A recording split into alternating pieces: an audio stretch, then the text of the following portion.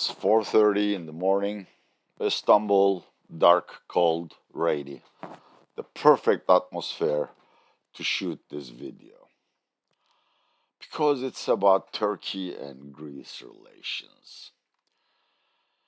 There are three subjects in this world about which I am absolutely reluctant to comment. I mean, I love the subjects as much as I like a colonic irrigation. And these subjects are Turkey and Armenia, the Cyprus conflict, and finally, the topic of today's video, Turkey-Greece relations. Why? Because I'm a Turk. As importantly, my paternal grandfather was chased out of Cyprus by Greek Cypriots. There are certain issues, I take pride in being objective and clinically precise in very controversial subjects about Turkey. But there are certain issues on which it's almost impossible to be objective if you are from a certain country. And in this case, I'm both from Cyprus and Turkey. I'll still do my best. I'm shooting this video for two reasons. A, as I show here, because it's very topical. If you Google Turkey and Greece, you'll see something like this headline. Greece warns its allies that Turkey ought to be stopped, or Turkey, Mr. Erdogan, is going to stage an attack against the Greek-held Aegean islands, and it's going to turn into the Ukraine war. That's the biggest hogwash I've heard since Putin's nuclear war threat. Two, I'm doing this video because, if you check the commentary sections in a lot of my videos, apparently my audience wants it. So, here I go.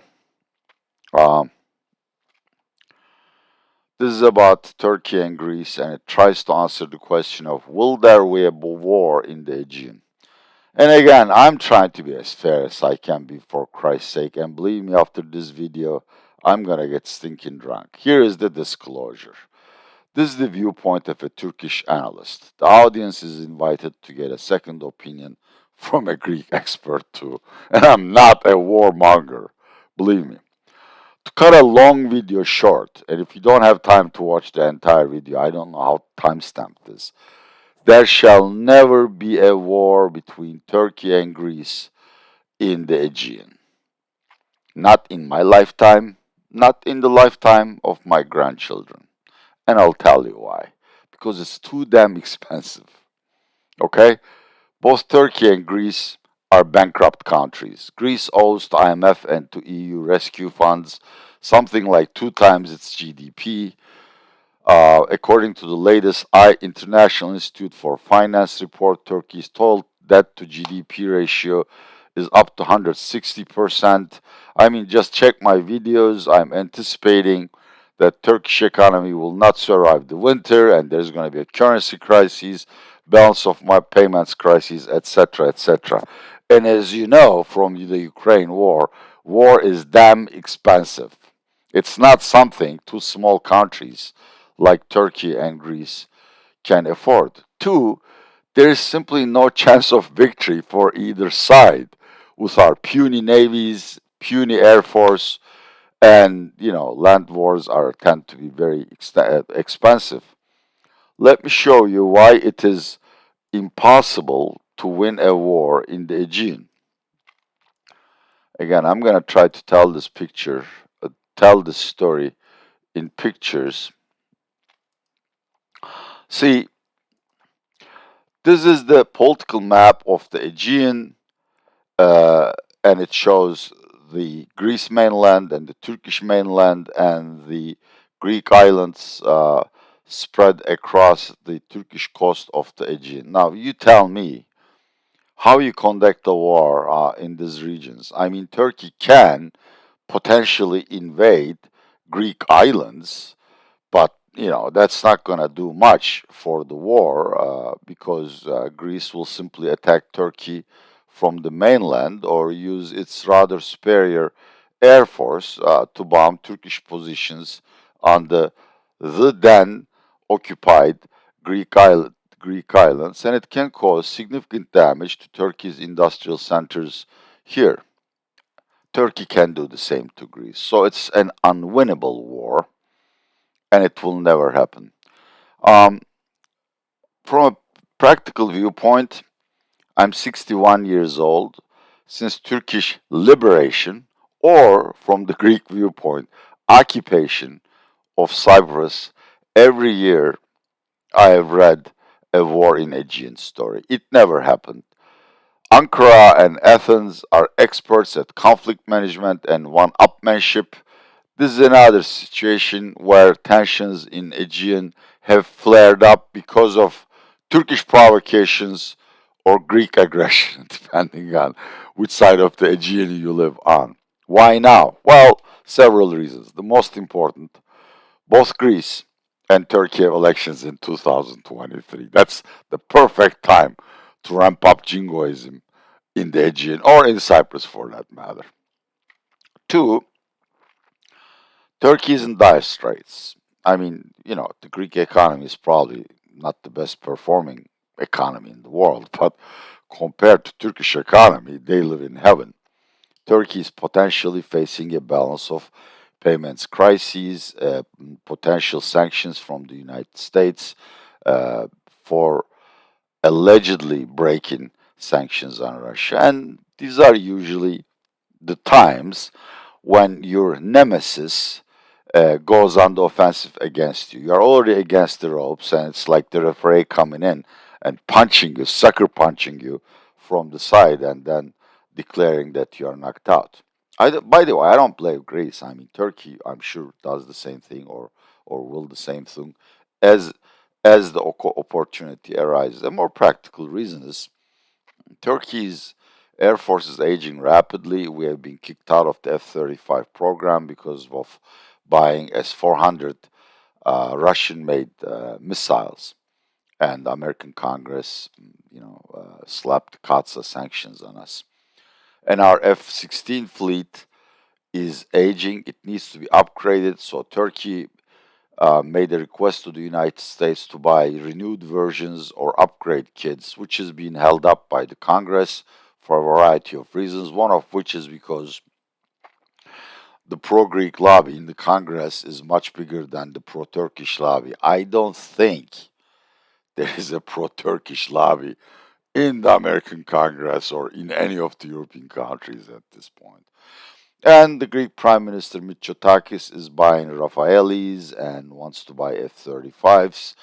If Turkey's request to upgrade its F-16 fleet is, denied, and Greece continues to add new fourth or fifth generation jet fighters to its fleet, obviously it's going to have an air superiority against Turkey. I think Turkey has a slight naval superiority and has a armed drone superiority. So if the Greeks get the upper hand in the air, that would sort of balance the situation. And I think this is mainly the reason for the conflict.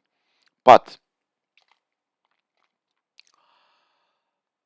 the real reason for the conflict is the historic baggage that the two countries are carrying. And I want to spend some time in this video not on what's going to happen tomorrow, but on why these two countries hate each other so much. By the way, the hatred is from a political perspective. I think Turks and Greeks get along very well because, we pretty much share the same culture, same songs, same food. We have the same predisposition. I enrolled in Rensselaer Polytechnics Institute in 1986. Our Indian advisor, I forgot the gentleman's name, told me my office mate is going to be a Greek dude named Nicholas Adamo. I said, fine, I got no problems with it. He got no problems with it. In fact, Nick became my best friend, and for 4 years, we hang out in Rensselaer Polytechnic Institute in Troy, New York, as well as just drinking and eating together. And I think this applies to a lot of Turks who met Greeks and vice versa. There are millions of Greek tourists in Turkey, And most Turks like to spend their summer in the Greek islands in the Aegean rather than at the Turkish coast because fish and seafood is cheaper and hospitality is better. So why this insane animosity which borders on war almost every year? Well, I'm sure I can trace back this story to the 15th century, but let's start with this picture. This is the 40th year of Fatih the Conqueror, the Ottoman Emperor, conquering the then Constantinople, the capital of the great Byzantine Empire, and the year is 1453. That's, you know, Byzantine Empire has been around for 1,000 years, and Turkey Ottomans ended it. I think there's a legitimate reason for Greeks to hold a grudge against Turkey. Greek lands have been under Ottoman occupation until mid 18th, 19th century. Then they liberated, um, and then there were Balkan wars where the Muslim Turkish minority was kicked out of the Balkans by Orthodox Christian nations. A lot of atrocities on both sides. And the second most important reason is, of course, the Turkey Greek war during the. Okay, just a second, I'll find this. I will find this.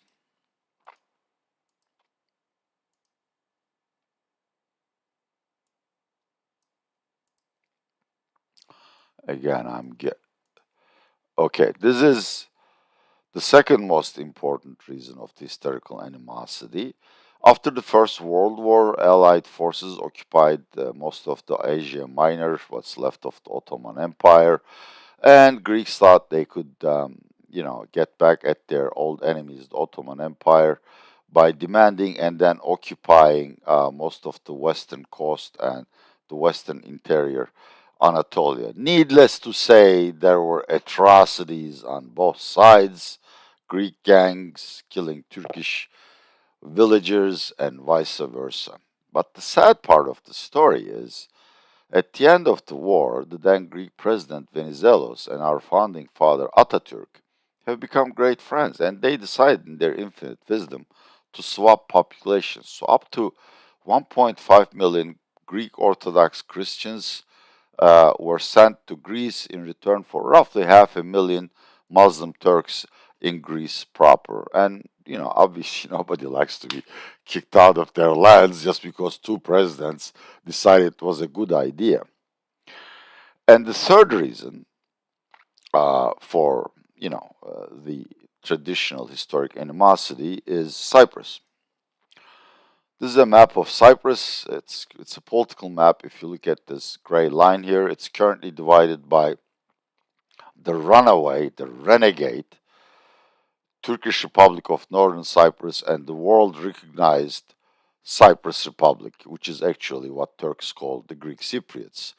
In 1974, in response to a Greek Cypriot military coup, Turkish forces occupied or liberated the northern portion of the island where most of the Turks lived, but needless to say, there were atrocities on both sides, as it happens in every war. A lot of Greeks fled to the southern portion of the islands, and a lot of Turks fled to the northern portion, and as a result, Greeks occupied Turkish territory or properties in the south, and Turks have happily settled into Greeks' homes and property in the north.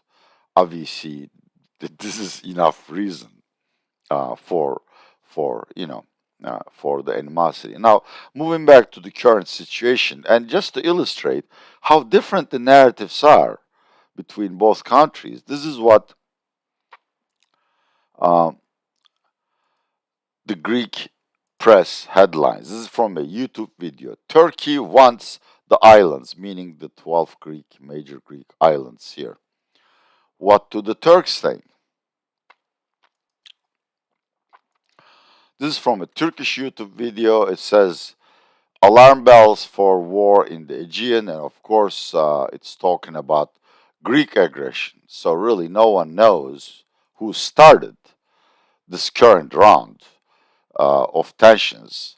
Both nations accuse each other. But, it's not just jingoism. There's a valid reason. There's a legitimate conflict between sharing the waters of the Aegean. Let me show you the current political map of the Aegean Sea. Again, it's taking me some times. This is the current political map of the Aegean Sea. You see, the yellow is the Turkish mainland, and all across the Turkish shores are Greek islands. And Greece claims, which is in line by the international maritime law, by the way, that all of these islands have a continental shelf, that they have exclusive sovereignty in the waters against the island. And currently it's 6 miles. But look at how close these islands are to the Turkish mainland.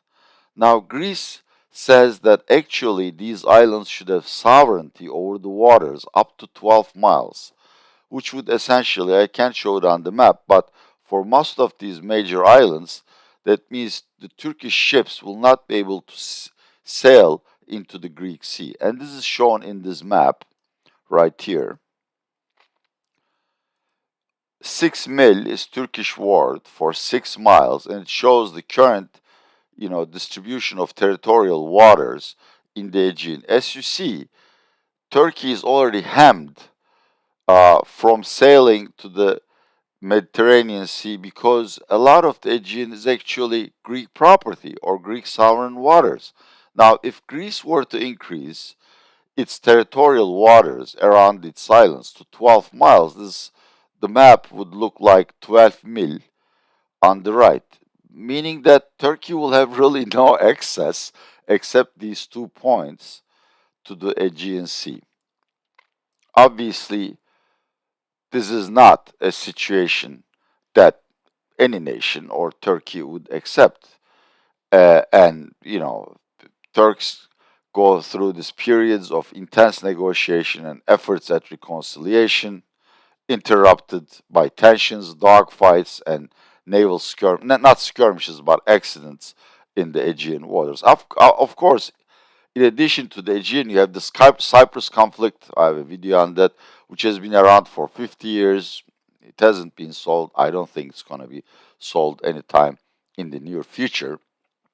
So, both countries are going to use every opportunity to undermine each other to get an advantage, but nothing will change. Greece will never increase its sovereign waters in the Aegean to 12 miles. Turkey will never invade Greek Aegean islands. But this is one of the most insane conflicts in the world, both with regards to Aegean and the Cyprus. Why? Because it's economically so damaging. I mean, look here.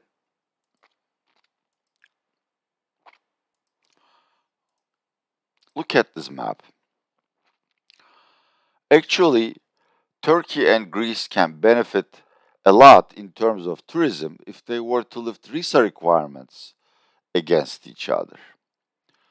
Tourists would sail or fly to a Greek island and then visit the Turkish shore with its exquisite uh, Greek historical antiquities as well as Roman.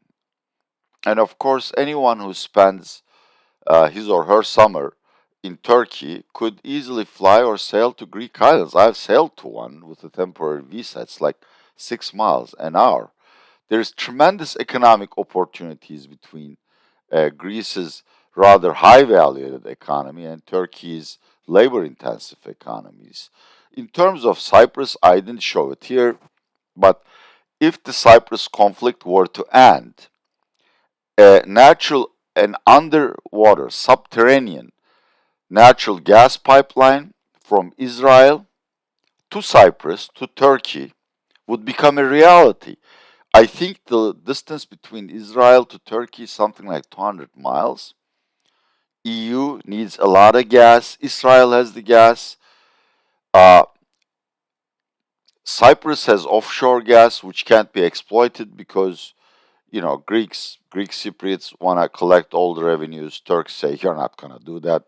You have to give Turkish Cypriots a share of it. If these conflicts were to be resolved, Israel and Cyprus could, together pump something like 20, 30 billion cubic meters of natural gas to the Turkish mainland, which would immediately be pumped into the Turkish national grid called BOTAŞ, and it's already connected to the European grid from several viewpoints.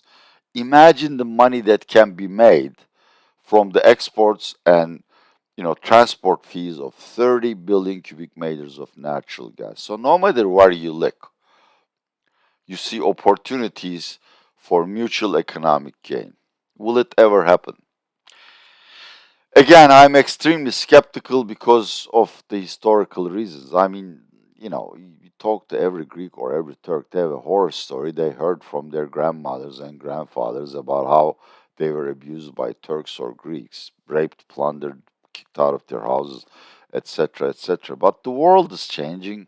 Again, both countries are doing very poorly, and hopefully one day there would be a less nationalistic government in Turkey. That is, Erdogan will be replaced more sensible people, and there will be peace talks, and at least some of these projects can come to fruition.